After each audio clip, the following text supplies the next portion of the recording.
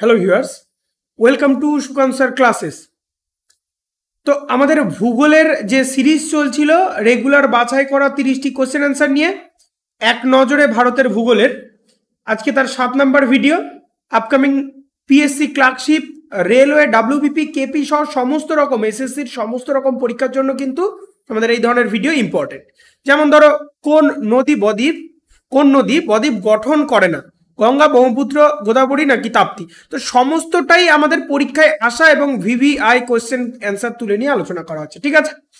আমাদের ক্লাস রুটিনটা একবার করে দেখে নাও। জি অর্থাৎ জেনারেল অ্যাওয়ারনেসের ভিডিও থাকছে রোজ সকাল 7টা থেকে, ইংলিশের ভিডিও থাকছে রোজ সকাল সন্ধ্যে 7টায়, সায়েন্সের স্পেশাল ভিডিও রেলওয়ে স্পেশাল থাকছে রাত 8টা থেকে, এবং ম্যাথ জিআই এটা হচ্ছে লাইভ আকারে থাকছে রাত 10টা থেকে, ঠিক আছে। সম্পূর্ণটা থাকছে বাইলিঙ্গুয়ালি, অর্থাৎ বাংলা এবং ইংরেজি একই সঙ্গে।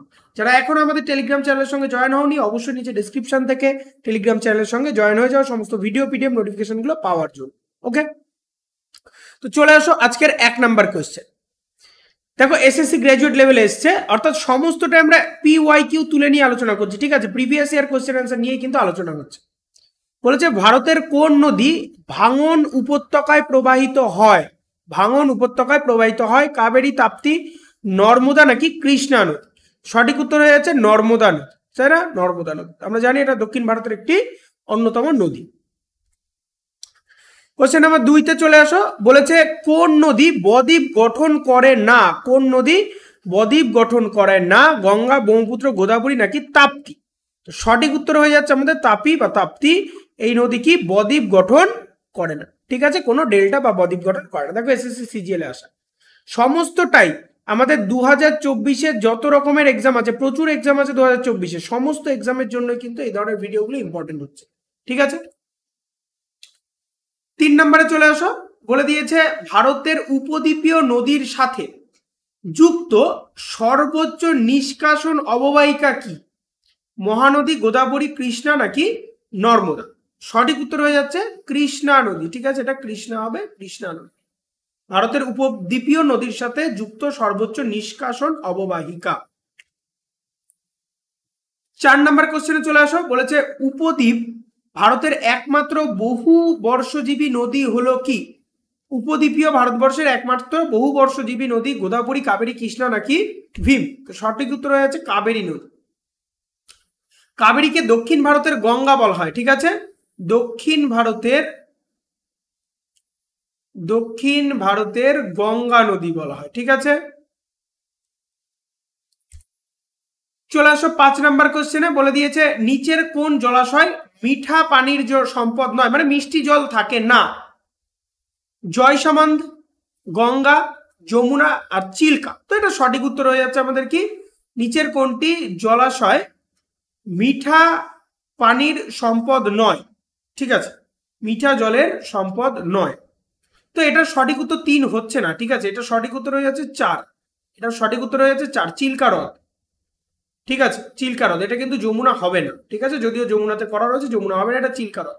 আমরা জানি চিল্কা হচ্ছে আমাদের বঙ্গোপসাগরের কিছুটা জল নিয়ে কিন্তু চিল্কা হ্রদ তৈরি হয়েছে, এবং এটা লবণা, ঠিক আছে, এখানে মিষ্টি জল থাকছে না। কোন নদী সবচেয়ে বেশি চাষযোগ্য এলাকা পরিষেবা করে? মানে কোন নদীর জল বেশিরভাগ চাষের সেচে ব্যবহৃত করা হয়? গঙ্গা, সূর্য, গোদাবরী নাকি কৃষ্ণা। সঠিক উত্তর হয়ে যাচ্ছে গঙ্গা নদীর জল চাষের কাজে কিন্তু বহুল ব্যবহৃত হয়। কোশ্চেন নাম্বার 7-এ চলে আসো। ভারতের সবচেয়ে বড় মিষ্টি জলের হ্রদ কোনটি? ডাল লেক হবে, ঠিক আছে, কাশ্মীরের যেটা ডাল লেক হবে সেটা কথা বলেছে। ভীমতাল লেক, সব লেখা হয়ে গেছে, লেক হবে। উলার লেক, ঠিক আছে, সবগুলো লেক হবে কিন্তু। আর হচ্ছে নৈনিতাল। তো সঠিক উত্তর হয়ে যাচ্ছে আমাদের উলার লেক হয়ে যাচ্ছে সব থেকে বড় মিষ্টি জলের লেক। ভাকরা নাঙ্গাল প্রকল্প কোন নদীর উপর নির্মিত হয়েছে? ভিভিআই পরীক্ষার পয়েন্ট অফ ভিউ থেকে প্রচুর বার পরীক্ষায় আসা কোশ্চেন, ঠিক আছে, প্রচুর বার এসছে। গঙ্গা, সাতলেজ, কাবেরী নাকি ব্রহ্মপুত্র নদীর উপর তৈরি হয়েছে? তাই এটা সাতলেজ নদীর উপর তৈরি হয়েছে ভাকরা নাঙ্গাল প্রকল্প, ঠিক আছে। 9 নম্বর কোশ্চেনে চলে আসো। ভারতের প্রথম জলবিদ্যুৎ প্রকল্প কোনটি? কেরালার পল্লী ভাসাল, তামিলনাড়ুর পাইকারা, কর্ণাটকের শিব সমুদ্রম, অন্ধ্রপ্রদেশের নিজামনগর।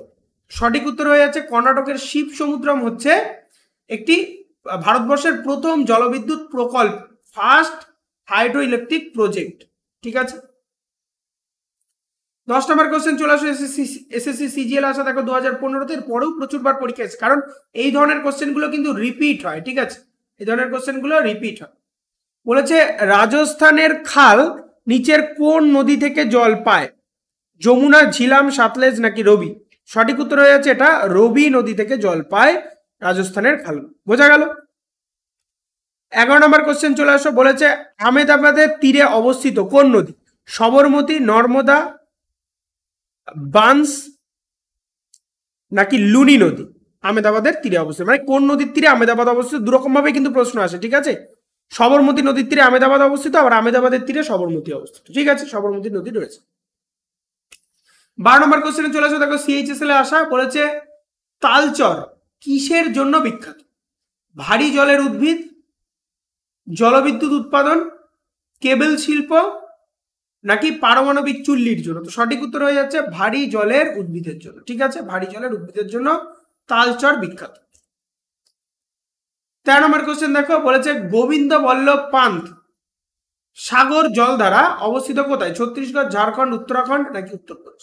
সঠিক উত্তর হয়ে যাচ্ছে এটা উত্তরপ্রদেশে অবস্থিত। ঠিক আছে, এটা উত্তরপ্রদেশে অবস্থিত গোবিন্দ বল্লভ পান্থ সাগর জলধারা। নিচের কোন নদীর উৎপত্তি ট্রান্স হিমালয় থেকে? তো হিমালয়ের 4টে ভাগ আমরা জানি, ট্রান্স হিমালয় থেকে নিচের কোন নদী? যমুনা, সিন্ধু, সরস্বতী নাকি গঙ্গা? সঠিক উত্তর হয়ে যাচ্ছে এটা সিন্ধু নদ তৈরি হয়েছে আমাদের ট্রান্স হিমালয় থেকে। বোঝা গেল? 15 নম্বর কোশ্চেনে চলে আসো, বলেছে নিম্নলিখিত রাজ্যগুলির মধ্যে কোনটি ট্রাঙ্ক সেচের জন্য ঐতিহ্যবাহী অঞ্চল হিসাবে পরিচিত? ট্রাঙ্ক সেচের জন্য ট্যাঙ্ক সেচের জন্য ঐতিহ্যবাহী অঞ্চল আসাম, গুজরাট, তামিলনাড়ু নাকি ওড়িশা? সঠিক উত্তর হয়ে যাচ্ছে তামিলনাড়ু। ঠিক আছে, তামিলনাড়ু। চলে আসো 16 নম্বর কোশ্চেন সিএইচএসএল এ রয়েছে, ভারতবর্ষের কোন রাজ্য সব বাড়ির জন্য বৃষ্টির জল সংগ্রহ বাধ্যতামূলক করেছে? হরিয়ানা, মহারাষ্ট্র, তামিলনাড়ু নাকি পেঞ্জাব? সঠিক উত্তর হয়ে যাচ্ছে তামিলনাড়ু। তামিলনাড়ু কি করেছে? সব বাড়ির জন্য বৃষ্টির জল সংগ্রহ বাধ্যতামূলক করেছে। খুবই ভালো কিন্তু একটা প্রজেক্ট। ঠিক আছে, তেহরি ড্যাম, তেহরি বাঁধ কোন নদীর তীরে অবস্থিত? অলকানন্দা, ভাগীরথী, গঙ্গা নাকি হুগলি নদীর তীরে অবস্থিত? এটা হচ্ছে ভাগীরথী নদীর তীরে অবস্থিত তেহরি ড্যাম। ঠিক আছে, 18 নম্বর কোশ্চেনে চলে আসো, বলেছে কর্ণাটকের যোগ জলপ্রপাত। ঠিক আছে, কর্ণাটকের যোগ জলপ্রপাত কোন নদীর ওপর অবস্থিত? প্রচুর বার এই ধরনের আসে, তো তোমরা জলপ্রপাত, ঠিক আছে, এই টোটাল জলপ্রপাত বা ড্যাম এগুলোকে একদম রেডি করে ফেলো।